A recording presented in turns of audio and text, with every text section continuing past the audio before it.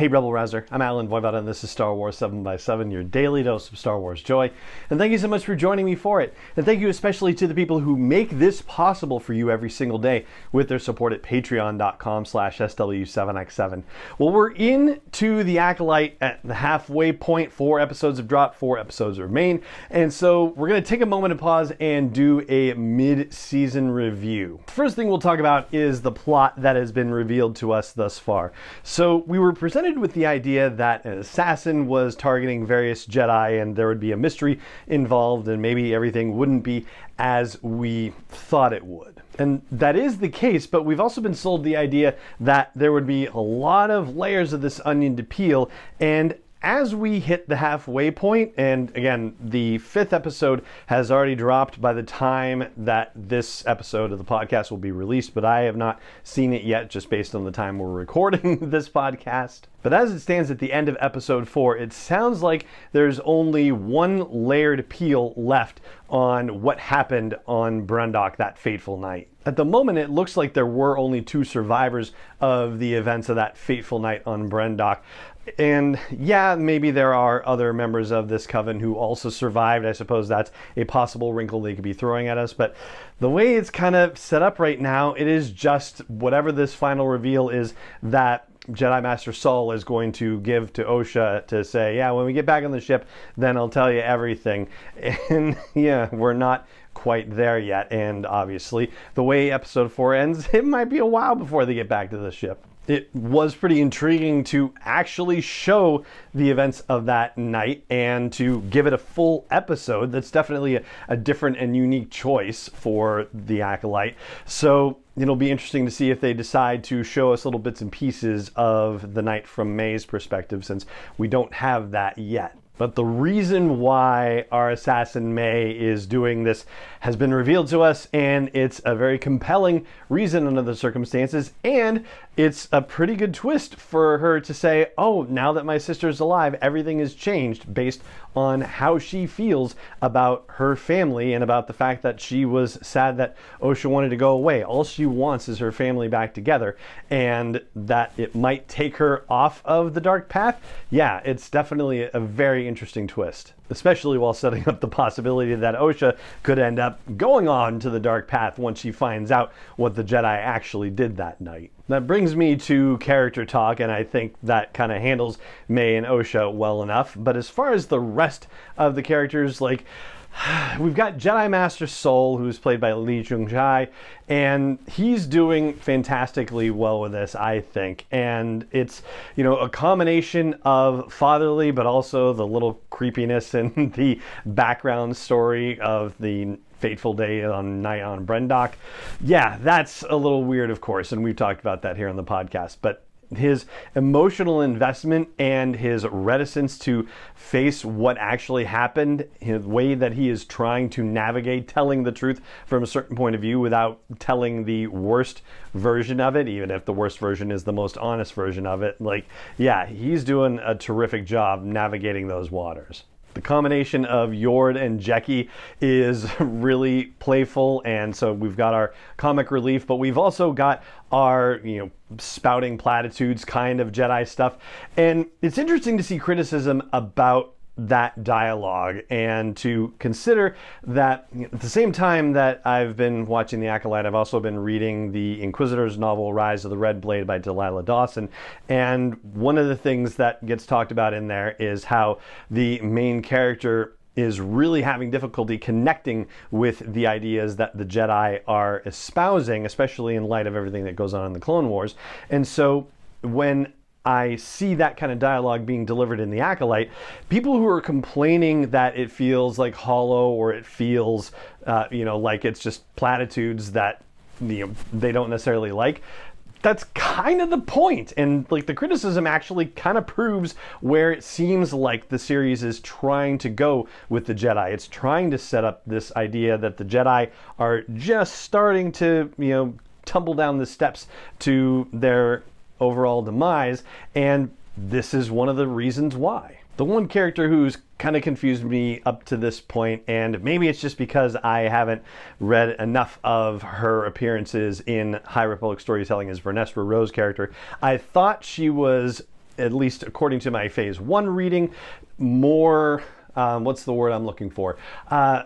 More of a, flexibly minded spirit. I actually thought of her more in the Qui-Gon space, for example, than necessarily like the Yord space, for example. But the way that she's being portrayed in the series, she's kind of like a grown-up Yord with, very politically minded intentions. And yeah, it's not necessarily the Vanessa Rowe that I was expecting to meet in the series. So I feel like there's stuff in other High Republic storytelling that maybe I just haven't gotten to that will explain how she ended up being the person who she is. But yeah, that's been a little tough for me so far. I'll return to, that idea of the Jedi Order and the beginnings of its downfall.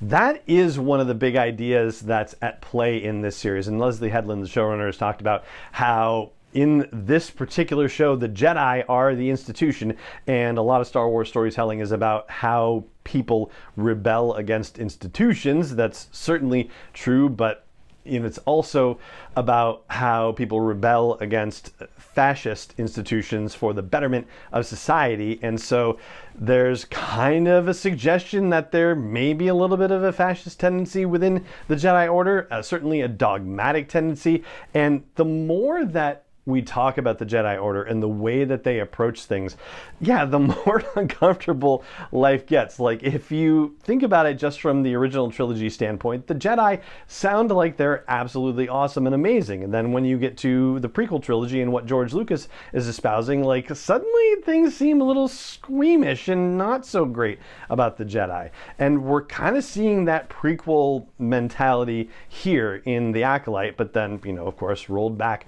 about 100 years. So you can see where the progression is going to happen. You can actually see the seeds of the Jedi's downfall. And I think it is really being well handled so far. I also like the fact that we're being introduced to new worlds and new scenery, so that's been fun. I think Manny Jacinto playing Chimere has been a standout surprise star of the show. Like, he is really the one where you're just like, what is he going to do next? And of course, the big question of, is he this mysterious stranger, or is he just somebody who owes the stranger and he's actually telling the truth to May? There's been sort of a duality to his performance as well, and I'm really excited to see how that pans out. But there's anything globally that I would critique about the series, or at least it just hasn't been sitting right with me, I think it's three things. Number one, we've talked about on the podcast, abrupt endings for the episodes. Certainly that was the case with episode 1 and 2.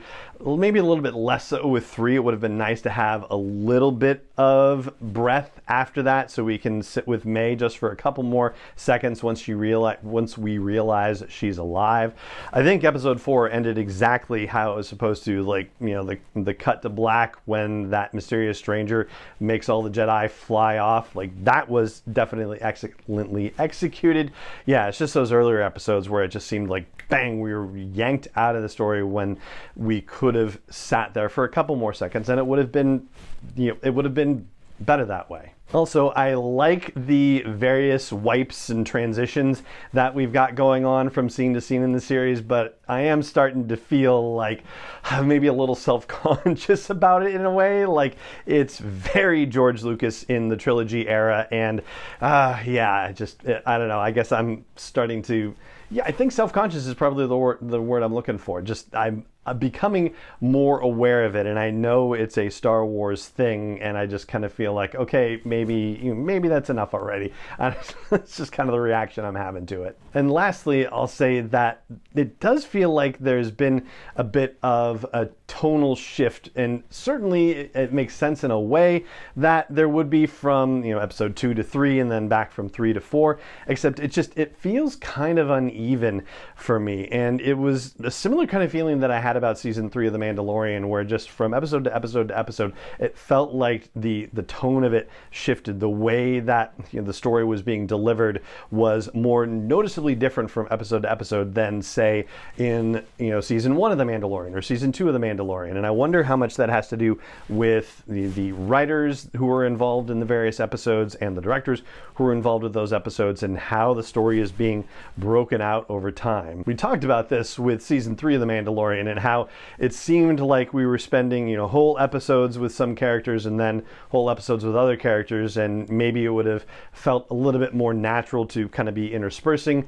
the stories of the characters as we were going along. But the reason why that might not have been the case is because it was, a range of directors who, scheduling wise, might have only been available for certain times, and certain actors who were only available for certain times. And so, yeah, just the way that the production ended up being conducted, and then how it was all edited together, yeah, that just seems to be contributing to what feels like, shifts in the way that the episodes are coming across, where it doesn't necessarily feel like a cohesive whole. And the last thing I want to say is I just want to flag something about the review brigading that's happening. So as I'm recording this, the audience score on Rotten Tomatoes is down to 13%, although the critics score is actually at 85%.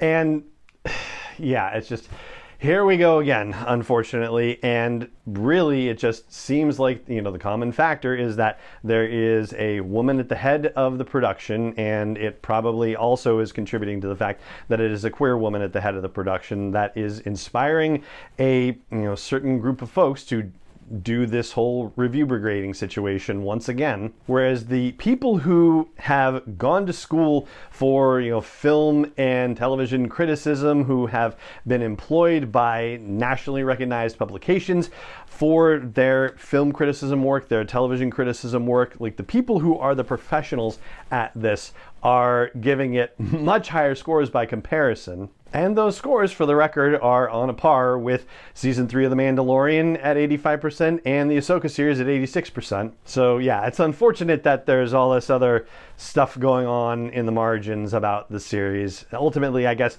I just want to say, if you are enjoying The Acolyte, then I'm super happy for you that you're enjoying The Acolyte. And if you're not enjoying The Acolyte, that's okay too. And there may be reasons why you're not enjoying it, and some of those reasons may technically be more valid than others. But either way, if you're taking the time to watch The Acolyte, I hope you're finding something to enjoy about it. And that's what I've got for you on today's episode of the podcast, our mid-season review of The Acolyte, which, I'm definitely enjoying. I'm still a huge Andor supporter overall. Not that I necessarily want to pit the shows against each other, but man, that's a high bar to live up to. I'm enjoying The Acolyte.